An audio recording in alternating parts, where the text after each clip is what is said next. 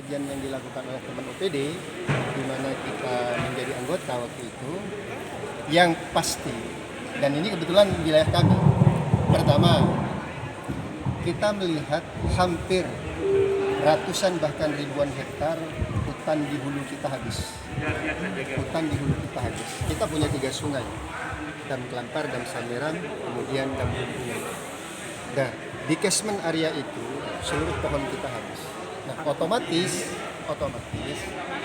air yang harusnya infiltrasi ke dalam tanah itu menjadi run off ke permukaan dan akhirnya masuk ke sungai. Ini keniscayaan yang tidak bisa dihindari. Kalau kita menghitung saja dalam satu pohon itu ada 2 kubik resapan. Kalau sekian ribu hektar, maka berapa juta kubik air yang harusnya teresap dalam tanah kemudian dilepas ke sungai. Oke, yang pertama. Yang kedua, hulu kita ini perbukitannya rusak. Kita melihat galian golongan C kita sudah tidak terkendali, walaupun ini keniscayaan. Ada kurang lebih 1.000 dump truck setiap hari itu harus masuk ke kota untuk kepentingan pembangunan, baik pemerintah, swasta, maupun masyarakat umum. Ini juga berkontribusi terhadap hilangnya pohon-pohon yang ada di hulu, yang kembali juga menyumbang besar terhadap run off air yang masuk ke sungai. Sehingga yang harus ditangkap adalah bahwa debit air semakin ke depan, semakin tinggi. Ini tidak bisa dihindari. Kita mau memulihkan hulu dengan menutup galian C itu mustahil, walaupun dengan dana APBN. Ya. Kemudian kita mau membangun dengan dana APBN, apalagi PBD tidak bisa. Nah, ini penyebab utama dan pertama yang harus diselesaikan. Apa yang harus diselesaikan? Pemerintah minimal menekan debit air itu, walaupun tidak menyelesaikan banjir secara keseluruhan.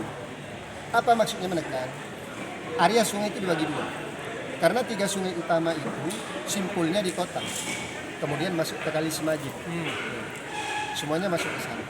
Sehingga saya ingin memastikan nanti yang mengampu sungai, apakah itu PUPR ataukah mungkin UPT Sungai Provinsi itu, untuk kita berikan rekomendasi agar kegiatan-kegiatannya itu mendukung penekanan terjadinya banjir di kota. Yang pertama, untuk PUPR itu sudah wajib agar proyeksi anggaran yang masuk ke sungai itu berkontribusi untuk mengurangi debit 3 sungai. Bagaimana caranya? Caranya membuang air sungai itu ke samping. Kalau bahasa umumnya dengan sodetan, apakah itu mau dibuat bendungan, tandon air dan segala macam, sehingga debit air yang tinggi dari hulu itu tidak langsung masuk ke kota. Itu yang pertama. Di areal kedua, Kali Semajid, karena itu merupakan das yang menjadi kewenangan provinsi, itu harus dilakukan normalisasi. Jadi kota sampai ke Majungan itu harus dilakukan normalisasi. Nah, normalisasi ini tidak boleh lagi dikontraktualkan. Kenapa? Karena berapapun miliar uang, bahkan 100 miliar, itu tidak akan mampu menormalisasi Kali Semajid kalau itu dikontraktualkan. Maka caranya itu dipadat karyakan dan disuakelola. Bagaimana caranya? Kita nanti akan rekomendasi provinsi dan kabupaten itu untuk membeli long arm. Seperti apa? Seperti Surabaya.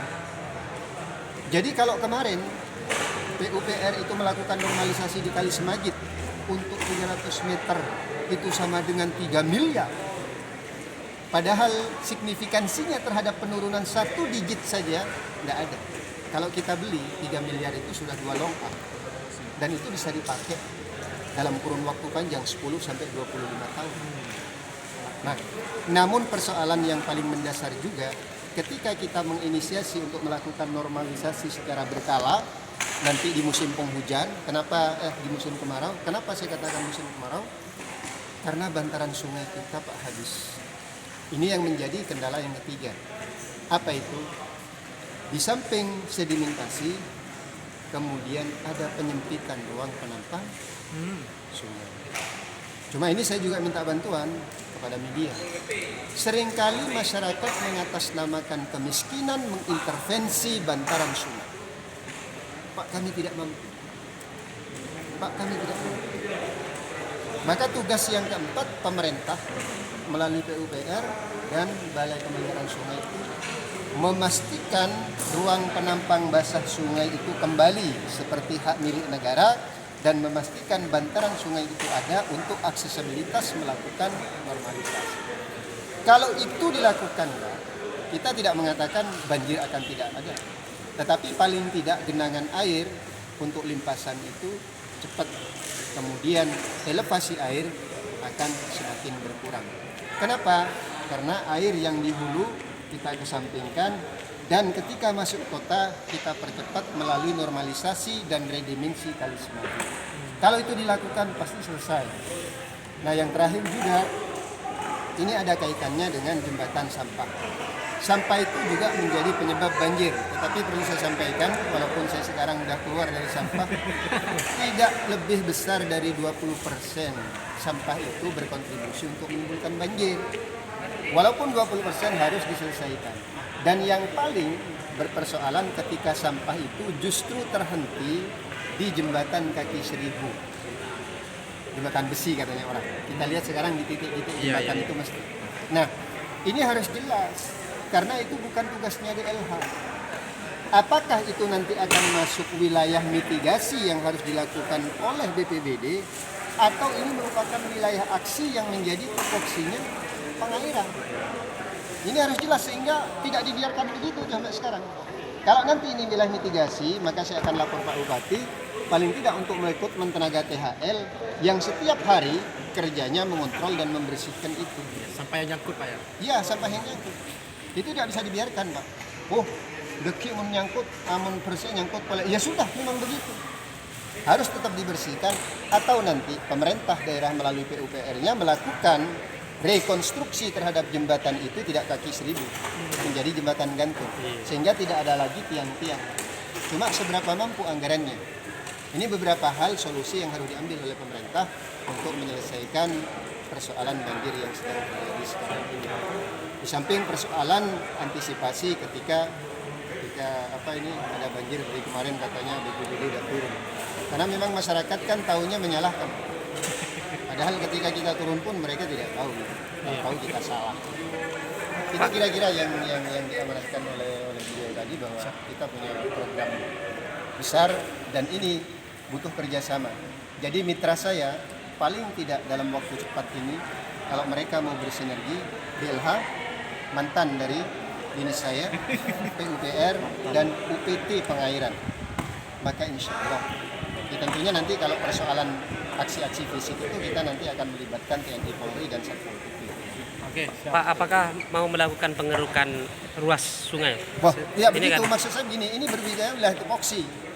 Kita mengeruk sungai tidak mungkin. Iya. Maksud saya akan rekomendasikan itu, bahwa persoalan banjir yang paling utama itu, yang paling pertama adalah sedimentasi. Dan itu harus dikeruk. Iya. Tupoksinya siapa? PUPR. Untuk yang 3 sungai. Yang Kali Semadi siapa? UPT Jawa Timur. Yang kedua, penyempitan. Penyempitan ini harus dilakukan redimensi.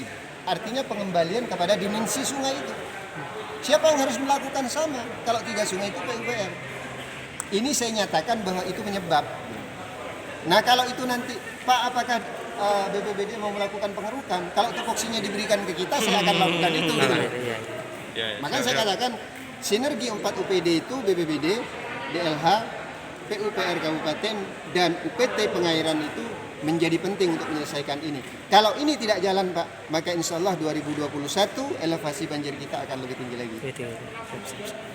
Terima